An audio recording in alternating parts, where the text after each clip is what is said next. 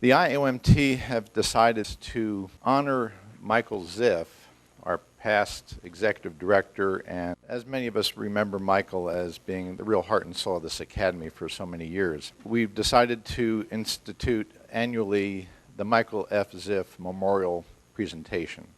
I think it's perfectly fitting that our first such presenter is Dr. Vasken Aposhian.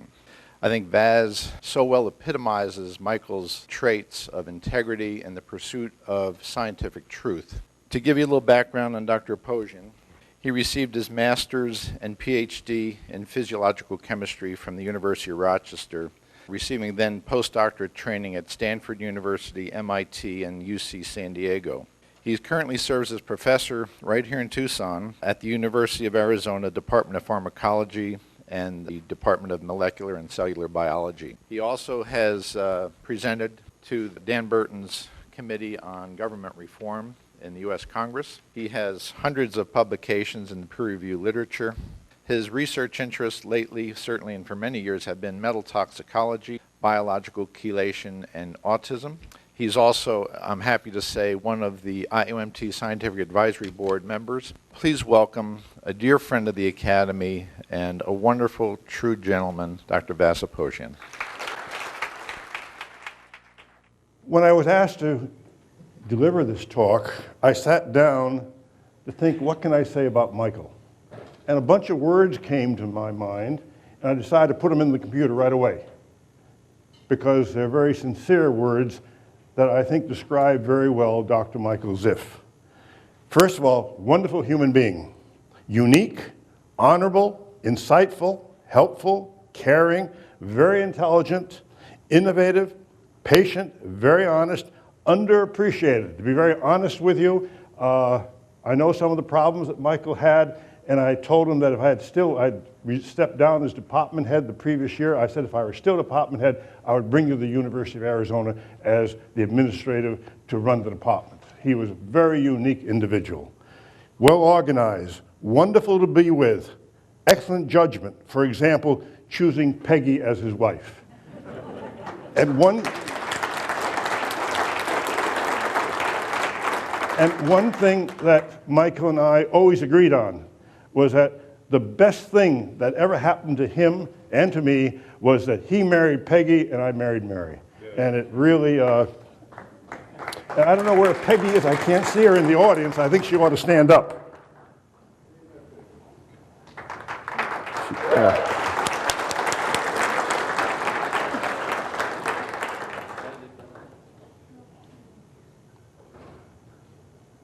I want to talk about the mercury mysteries, all for one and one for all, and I hope that will become clear in a moment. First of all, I'd like to report on the FDA amalgam panel that I attended, that some of you were there too, then talk about the important mercury forms and their interrelationships.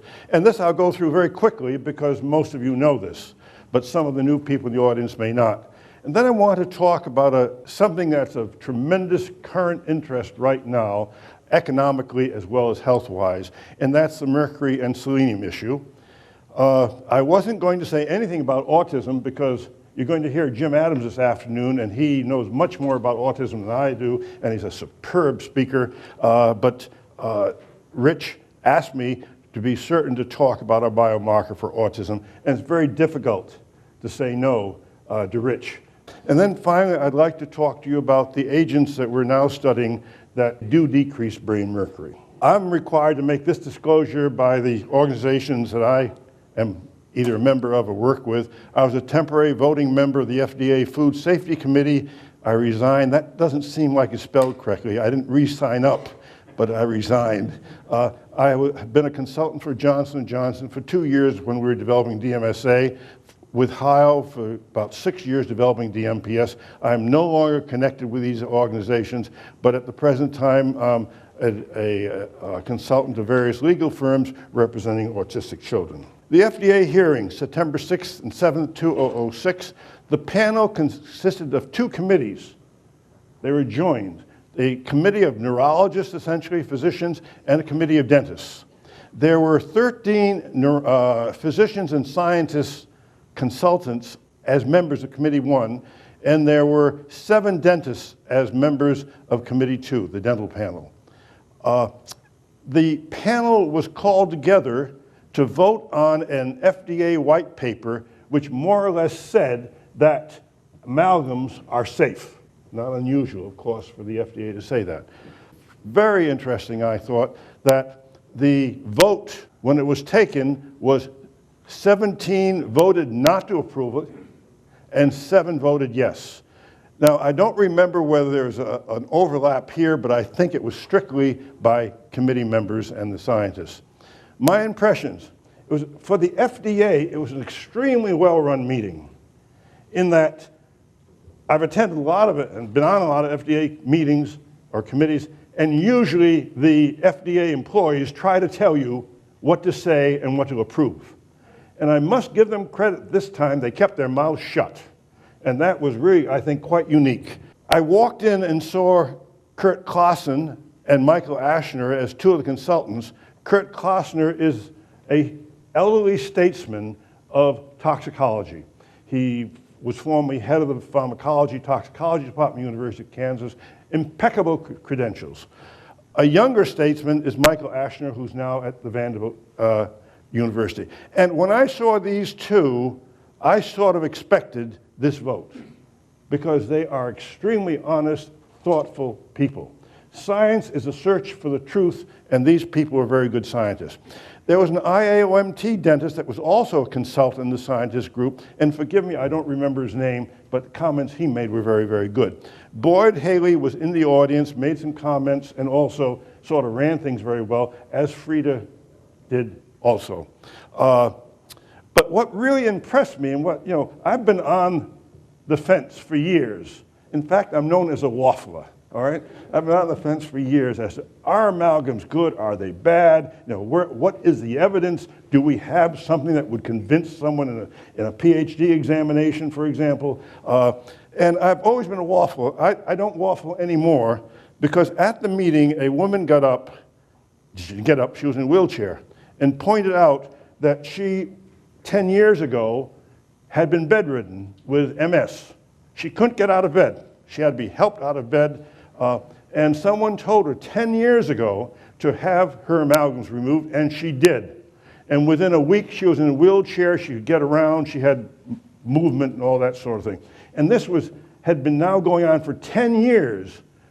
And I was very impressed, because I'd seen her. She came in late for lunch, and there was no room, so I invited her to sit at our table. So I'm very, very impressed with this woman, because many of you remember the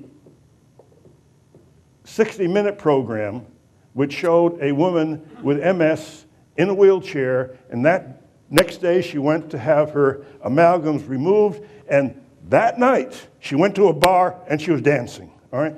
Well, I was a legal consultant to that case also. A week later, she was back in a wheelchair, and 60 Minutes never said this. So here was a very definite effect that resulted from removing the amalgams and lasted her at least, she still can get around now. So I want to thank the IAOMT, especially Rich, who urged me to go to this panel meeting. Forms of mercury, elemental mercury, there's no sense of my spending any time on this in this group. Organic mercury, mystery number 1, why the delayed response? Methyl mercury, you know about, we get from fish. Thimerosal, mystery 2, why is it included in vaccines? Dimethyl mercury, mystery 3, why is it super toxic? Cystonyl methyl mercury, I'll skip for now. Mercuric mercury is really there's no danger of mercuric mercury, the general population. There is a danger usually in an occupational setting. The general population is not exposed to mercuric mercury to any great extent. Mercurous mercury, children 1850 to about 1950, when they were teething, would have a mercurous powder put on their gums, and this caused what we call pink disease, a very debilitating, amazing. And it did not disappear until the federal government banned its use. And physicians never acknowledged during the time that the mercurous compound was responsible for this. The mystery number 4 is about 33% of the kids that got this material died. They were hypersusceptible. The other 60, 70% were not harmed. And the big question is, why were they hypersusceptible? I'm not talking about immunity or sensitivity. I'm not talking about immunology. But this is a hypersusceptibility. All for one, one for all. There are many aspects of that statement. I want you to remember, well, you're all too young. During the polio epidemics of the 40s and the 50s, there were terrible times. If you had children, you were worried about them. Franklin Roosevelt, in the late 39s, got hold of Basil O'Connor, who was a very good businessman, and said, you've got to get all these people and all these foundations that are trying to get something done about polio, and you've got to combine them. There's too much wasted money, there's no good direction, and so Basil O'Connor did this. And the Salk vaccine was supported by the new Polio Foundation, not by the NIH. And so what, in my opinion, still has to be done is the amalgam people, the methylmercury people, the thimerosal people ought to get together in one organization, because in politics, there's power in numbers. There's also power in money. It's also all for one and one for all is shown in this slide. Sources of forms of brain mercury. This line is supposed to be the blood-brain barrier, and you know from mercury vapor from the amalgams, the mercury is very quickly transported to the blood-brain barrier, among other places, but crosses the blood-brain barrier because it is lipid-soluble and very quickly oxidized to mercuric mercury. And once we have mercuric mercury, regardless of what kind of data you see published about half-life of mercury in the brain, I think the evidence is very, very good that mercuric mercury, once it's formed in the brain, is going to stay there. And there's lots of good evidence for this. My students say this is a whale, not a fish, but this is supposed to be a fish.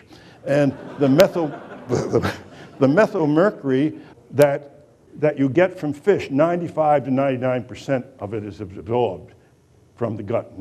95, 99% of the methylmercury enters the body, goes to the tissues, comes up to the blood-brain barrier, and the methionine carrier protein does not know the difference between methylmercury that's tied up with cysteine. So the cysteine methylmercury comes across the blood-brain barrier via this methionine transport system. And there it is very slowly demethylated to mercuric mercury. No one knows what this mechanism is in mammals. We know what the mechanism is in bacteria, but in mammals, we've looked for the enzyme that converts this, and we can't find that activity in the brain, and people therefore say it must be a free radical mechanism. It's difficult for me to believe that. But again, once the methylmercury is demethylated, it is converted to mercuric mercury, and it stays there. And then we have thimerosal, and I must apologize for this. In vaccines, especially vaccines for children at one time, they're on all vaccines, the thimerosal, when it gets into the body, is converted to ethylmercury, and the ethylmercury comes across as the methylmercury did here, we think, and this shouldn't be thimerosal, it should be ethylmercury, and the ethylmercury is deethylated at a rate 7 times faster than the deethylation of methylmercury. But the net result of mercury vapor, methylmercury, and thimerosal is mercuric mercury in the brain. And so when you speak about all for one and one for all, you can see, I hope, the point I'm trying to make. Organic mercury, mystery number 1, delayed response. The best example of this I can give you is Karen Winterhahn, professor of chemistry at Dartmouth College, was working with it under hood in, I think it was July 1999, I think it was. I could be off a year. And dropped 2 drops of dimethylmercury on her glove. Took the gloves off, disposed of them. My wife and I were at a meeting in Kuala Lumpur, Malaysia, with Karen. We had dinner one night, and this is now about 6 months later. She said she was beginning to come down with the flu, which we thought was unusual. This was December. She went back to Dartmouth, and in January, a month later, she was hospitalized, and I think she died in June of that year. The delayed response to dimethylmercury or any of the organic mercury is still a mystery. We do know, though, it's not unusual for materials that affect the brain to take time. And the best example of this is whatever the material is that causes the death of dopamine neurons. 80% of those neurons have to be dead before the signs and symptoms of Parkinson's disease occur. So the delayed response is not unusual, but we would certainly like to know the cause of it. Thimerosal, mystery number 2, why is it included in vaccines? Effective next month, this is from the Federal Register. It was published October 11th, 2005, saying that effective April 1, 2007, a number of active ingredients have been present in over-the-counter drug products for various uses as described below. However, based on evidence currently available, there are inadequate data to establish general recognition of the safety and effectiveness of these ingredients for specified use. 150 compounds are listed, and I think about the 138th one is thimerosal. They really were not too eager to let everyone know that thimerosal was now on the list because of the problem with the vaccines. That new rule that goes into effect April 1st of this year was based on page 11, and this again is in the Federal Register. The rule will be based on page 11 of 47 FR 436, published in January 5th, 1982, which states, the panel concluded that thimerosal is not safe for over-the-counter topical use because of its potential for cell damage if applied to broken skin and its allergy potential. It is not effective as a topical antimicrobial because its bacteriostatic action can be reversed. When I appeared before Congress to give some testimony, Congressman Burton, the chairman of the committee, said, Dr. Aposhian, quote, since the FDA stated in 1982 that thimerosal was unsafe and banned it from being put on the skin of adults, how could it approve injecting vaccines containing large amounts of thimerosal into babes or even adults? For one of the few times in my life, I kept my mouth shut and thought. And then I said, Congressman Burton, I suggest you ask the FDA representative that, which he did. And that FDA representative will no longer talk to me when I'm at any of the meetings and we run into each other. Dimethylmercury, we spoke about. We don't know why it is super toxic.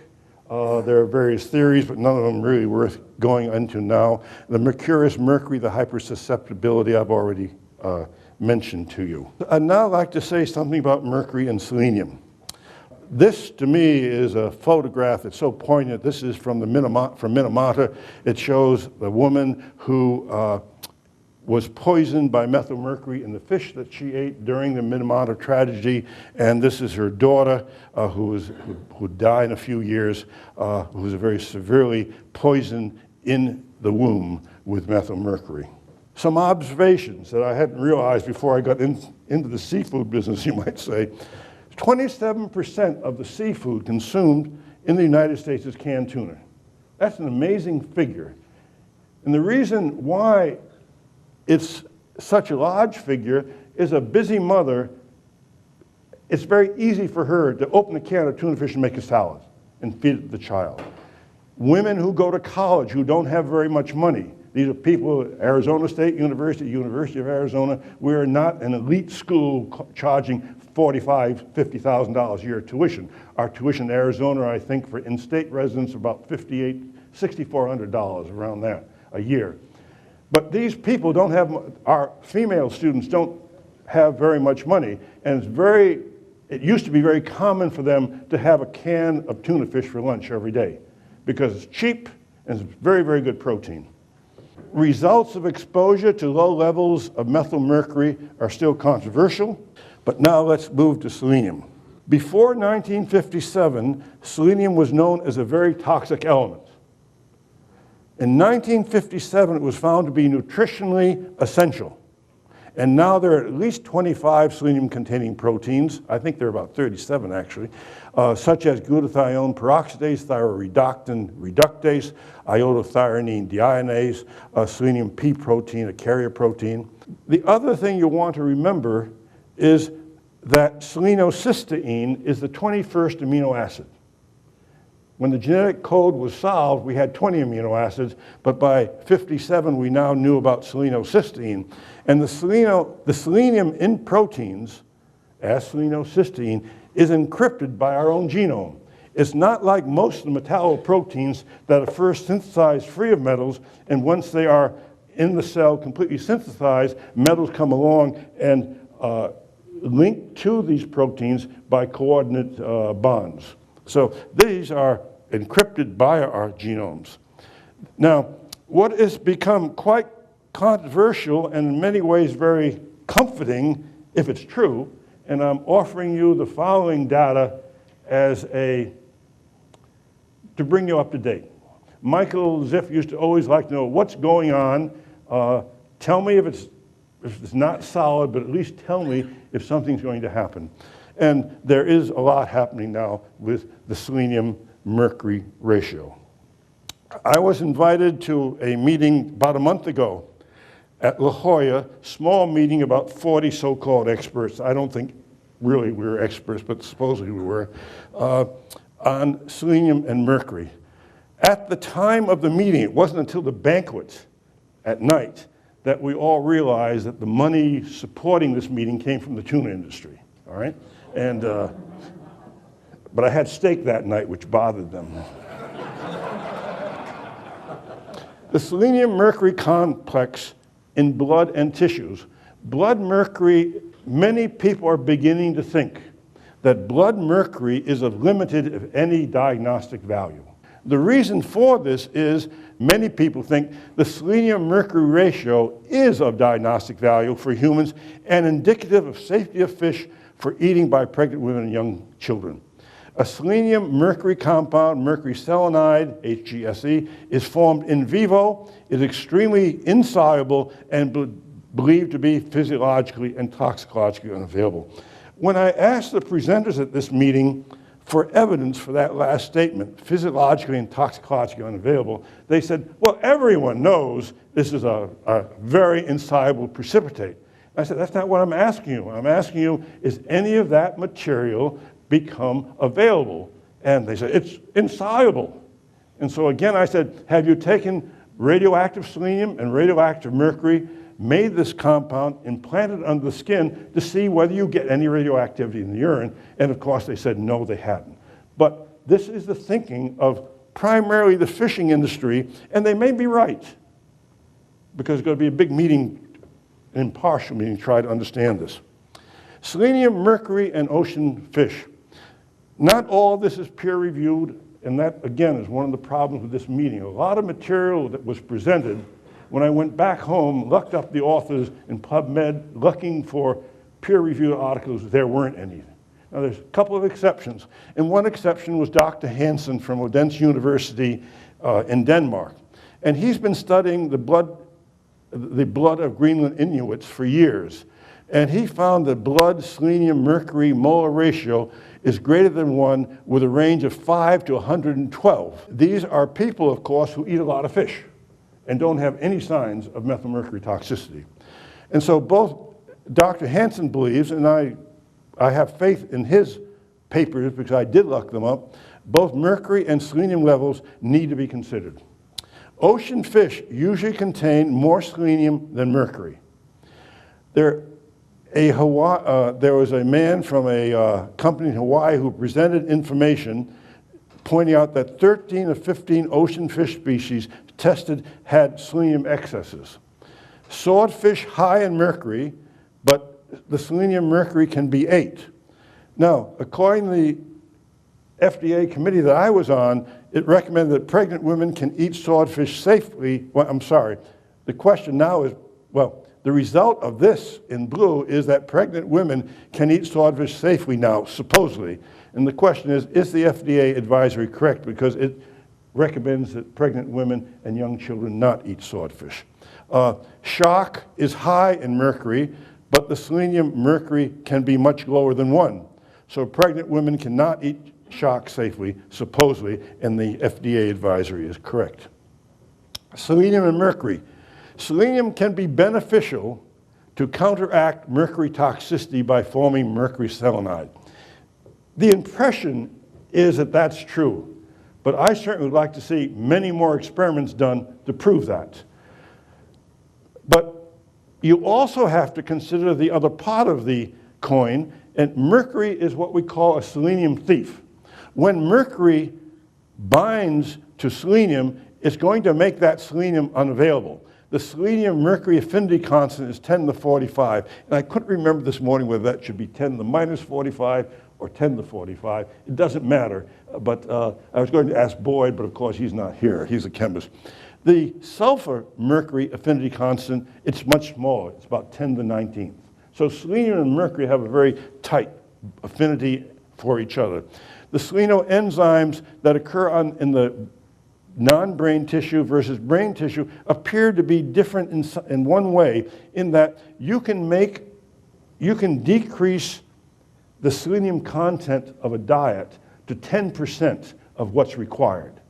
And under those conditions, the selenoenzymes in tissues other than the brain lose their activity. But under those conditions, the brain selenoenzymes maintain their activity. And so there's something unique about the brain enzymes that allow them to function even though there's a low amount of selenium present. And this is one of the figures that was shown at the meeting. It's not peer-reviewed, but the data, I looked up data in other ways, and it seems reasonable. But I hope you can read this. But essentially, this is pilot whale that has the most mercury of any sea animal that we know. Selenium-mercury molar ratios, and sole is very good. Salmon is good. Swordfish is down here, still quite good. So let's look at the selenoprotein physiology. Here we have selenoprotein, selenocysteine, etc. in the food. It's broken down in the gut to form selenide. That selenide is going to form selenium phosphate. Selenium phosphate. Selenium phosphate is a precursor to selenocysteine, which is in the active site of these selenium proteins. And then that makes the selenoenzymes. And these selenium enzymes are necessary to detoxify free radicals, convert thyroid hormones into their active forms, and support normal brain functions. If we have too much mercury around, like methyl mercury, which will eventually be demethylated, or mercury from other sources, then that mercury is going to form mercury selenide, this black precipitate. That selenium, therefore, becomes unavailable for the conversion to selenophosphate. If there's no selenophosphate, there's not going to be any selenocysteine. And if there's no selenocysteine, then the selenoenzymes necessary are not going to be able to function. So there is something to this the selenium-mercury, these selenium-mercury interactions that we consider to be very important, and the final decisions still are not made. At this meeting, someone came up to me, a physician, told me the story, and I don't remember exactly this analog, but I want to warn you about it. And that is, he read some articles and he was convinced that he should increase his selenium intake. This is a good, solid physician. And he took, I think, either selenomethionine or methylselenomethionine. Now, I don't remember which, and I tried to call him last night and I couldn't get hold of him. And what happened was he felt better. So, of course, the next time some of his patients came in, he recommended it to 2 women. And he recommended in 2 days they were blind. And what happened was that he had been taking a 5 milligram tablet and he prescribed that. But the compounding pharmacist, when he made up the seleno preparation for these 2 women, put in by mistake 50 milligrams. And those 50 milligrams, just a 10-fold excess, caused blindness. And they are permanently blinded. So I want to caution you about fooling around with selenium analogs or selenium preparations, and I want to caution you to be careful. I guess that's the best way I can put it. Another paper that recently came out in Lancet 207 that again has caused some controversy In this paper, they point out that higher maternal fish consumption results in children showing better neurological function than children whose mothers had low or no fish during pregnancy. And the paper suggests that reduction of fish consumption can lower the amounts of essential fatty acids needed for optimum brain development. Now, no one will argue this statement. We all think that everyone should eat fish. The question is, pregnant women and young children should not eat fish indiscriminately and should not eat too much fish. No one says that men are going to be harmed yet by eating a lot of fish. And no one are going to say that women beyond menopause are going to be harmed by it. But the problem with this paper is the fishing industry has immediately latched onto it and said, obviously all the cautions about pregnant women and eating fish are incorrect. Again, we believe that pregnant women should eat fish, but they should be discriminating. The problem with this paper was it was done almost completely by questionnaires. After the mother had given birth to the baby, 1 to 2 years later, they went back and asked them, how much fish did you eat? How many grams of fish did you eat? What kind of fish? And such studies, most of us know, questionnaires are very, very dangerous as far as expecting the results that can be upheld. So what do we do about the mercury selenium fish story? First of all, we're now planning a major meeting that's being organized that will present people who can give the pros and cons of seafood. The seafood industry, especially tuna fish industry, gave Harvard $500,000 to publish 5 articles. The men who wrote, the faculty members who wrote these articles were given an honorarium, I'm ashamed to say, saying that seafood is wonderful. And no one can argue that seafood is wonderful, but the cautionary items that should have been in these papers were lacking. So we hope to have a very objective meeting.